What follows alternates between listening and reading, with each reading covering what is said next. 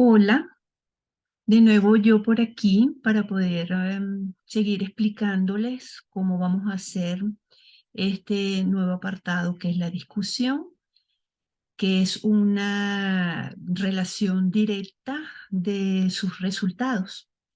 Me imagino que en algunos de los cursos vistos durante el doctorado le habrán explicado cómo debe hacer uno las discusiones. Siempre deben tener a la mano aquellas teorías y teorizantes que fueron declarados en la introducción y en los referentes teóricos, así como también las investigaciones previas. Esta información que les estoy dando en este momento en relación con los teorizantes y con las investigaciones previas es importante para los dos tipos de artículos, así sea revisión sistemática o el artículo científico u original, así sea cuantitativo o cualitativo. Entonces, bueno, nuevamente les voy a mostrar nuestra famosa estructura normalizada, que me imagino que estar soñando con ella, menos mal que tiene colores bien llamativos, y vamos a trabajar entonces en la discusión. ¿Qué se pretende en este apartado? Es contrastar los resultados con otros estudios.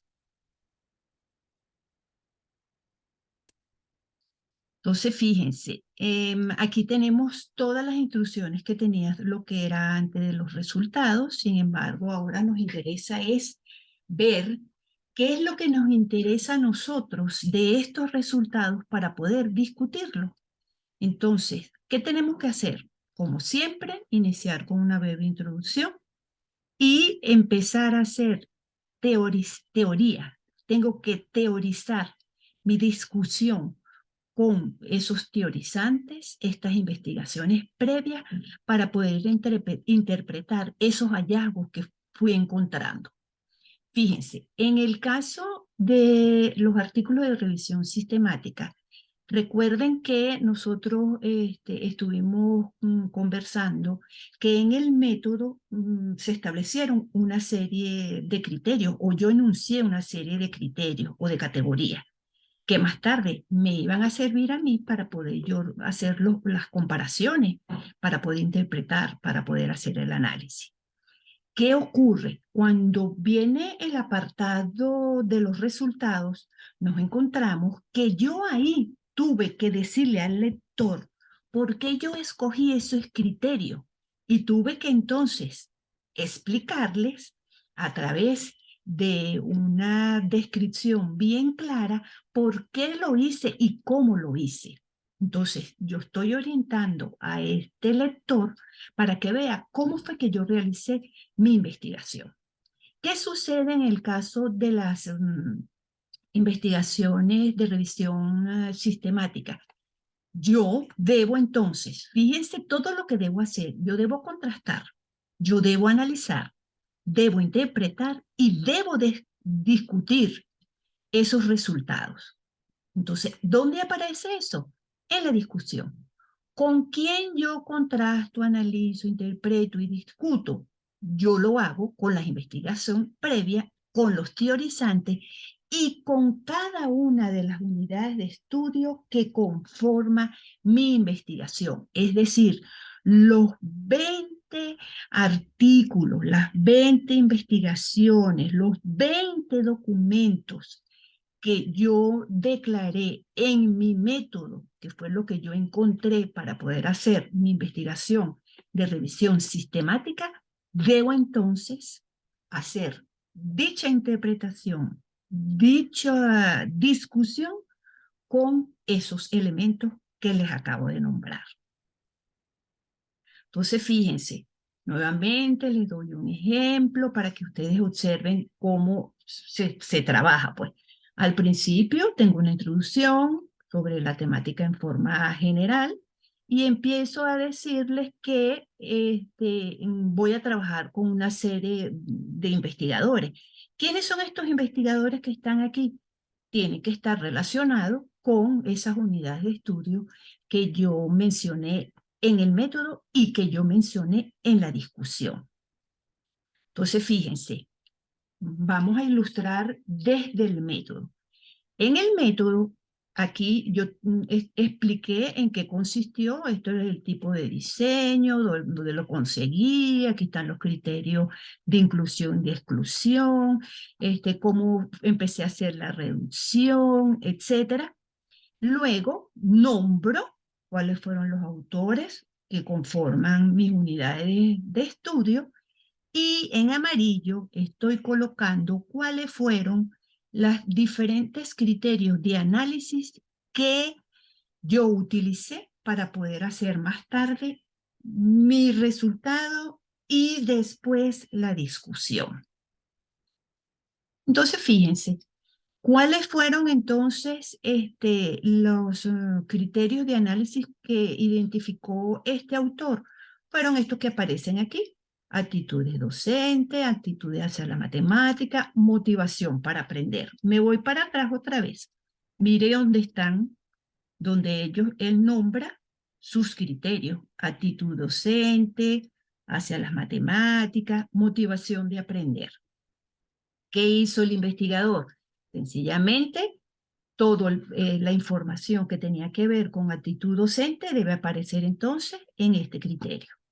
Hacia las matemáticas va a aparecer en este criterio que está aquí, e igualmente sucede con motivación para aprender. Recuerden aquí que yo solamente lo que hago es colocar parte de la información. Hay puntos suspensivos. ¿Qué significa eso? Que hay mucha otra información que dar. Pero ¿por qué se lo coloco de esta manera? Porque es bien importante que ustedes se den cuenta que muchas veces cometen este error. Es decir, las unidades de estudio, el arqueo de fuente o los documentos que yo declaro en el método no pueden ser autores que están dentro de la introducción ni en los referentes teóricos. ¿A qué me refiero? Fíjense a través de este ejemplo. Tomé un poquito de cada cosa para que se den cuenta. En la introducción, este investigador nombró a una institución, a un autor, a un informe de otra institución y a otro autor. Asumamos que esta es una investigación previa y que este es un teorizante. ¿Qué ocurre? Todo esto está en la introducción. Cuando él empieza a explicar lo del método, nos dice que él encontró información relacionada con su temática de estos autores que están aquí. Pero me doy cuenta que hay un torrego. Este teorizante no puede ser una unidad de estudio porque yo ya declaré que lo tengo como teorizante en la introducción. Entonces, si yo lo pongo aquí, automáticamente esta unidad de estudio no es válida. Solamente es válida todos los que están en verde. Ahora bien, vengo a hacer lo que es la discusión de esos resultados que lo manifesté en el apartado anterior. ¿Qué debo hacer? Nuevamente le vuelvo a decir, yo debo contrastar, debo analizar, interpretar y discutir las unidades de estudio con las investigaciones previas y los teorizantes.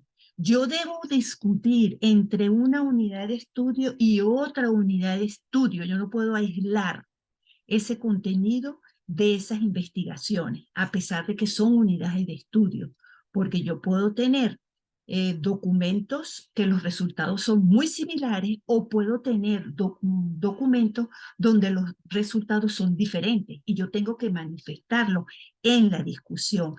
Esta es la parte más importante del artículo, porque aquí tú estás demostrándole al lector que has entendido y has podido interpretar esos hallazgos que en su oportunidad ese articulista logró encontrar cuando realizó dicha investigación.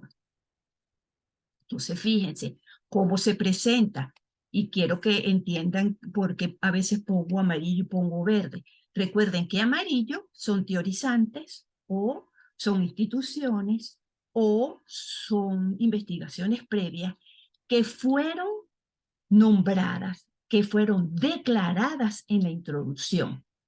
¿Qué hace este investigador? Fíjense, aquí tiene su primer criterio de análisis. Aquí tiene otro criterio de análisis.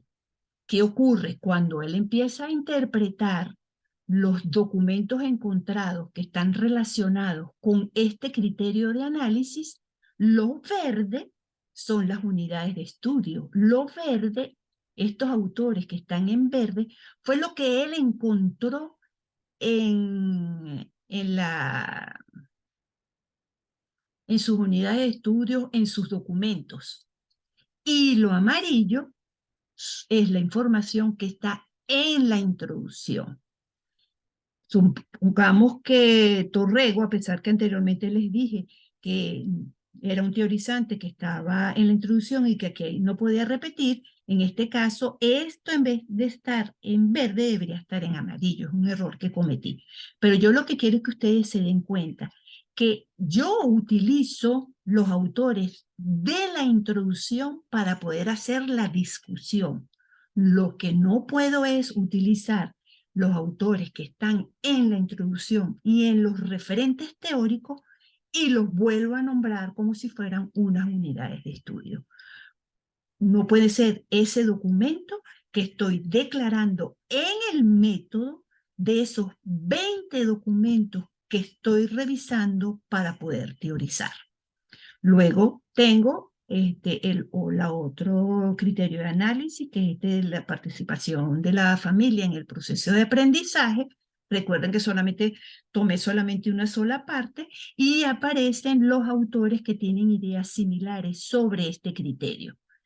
Es de suponer que en el transcurso de esta discusión, este criterio también está acompañado con autores que en este caso los identifiqué en amarillo porque están en la introducción o en los referentes teóricos.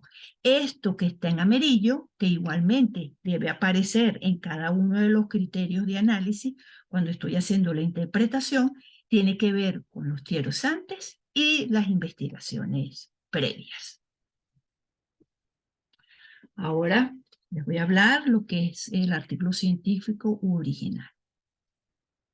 Fíjense, igualmente, como se vio en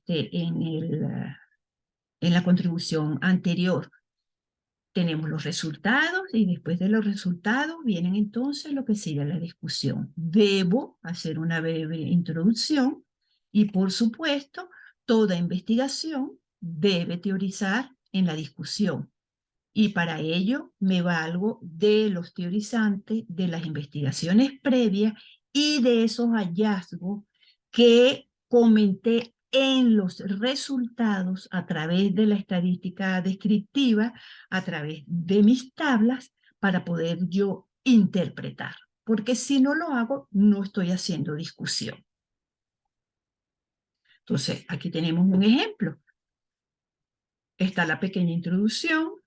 El investigador explica cómo a través de esta categoría, esta es una investigación a nivel cualitativa, donde el investigador coloca una figura explicando el surgimiento de sus categorías y cómo la está analizando. Aquí en naranja empiezo a identificarle cuáles son los autores. Sin embargo, aquí sucede igual como les expliqué en la revisión sistemática. Yo no solamente utilizo los autores que me están dando soporte y me apoya sobre la teoría, sino también esos autores que yo nombré dentro de las investigaciones previas y así como también de los teorizantes. Fíjense, nuevamente empiezo a explicar cada uno de los elementos que aparecen en los resultados y lo puedo interpretar. Y aquí están las teorías o las investigaciones previas o los teorizantes que me están dando soporte y me están dando aval para poder yo interpretar esos hallazgos que presenté en los resultados. Entonces, bueno, como pueden observar, hacer lo que se llaman las discusiones en ambas contribuciones, así sea de revisión sistemática como de artículos científicos originales, nosotros debemos teorizar en base a autores con el cual mi investigación tiene un basamento teórico, así como también las investigaciones previas. Les debo acotar que tenemos que tener mucho cuidado cuando estamos haciendo las revisiones sistemáticas, en donde las unidades de estudio no pueden ser las mismas investigaciones previas que manifesté en la introducción. No pueden tener dos funciones dentro de mi artículo.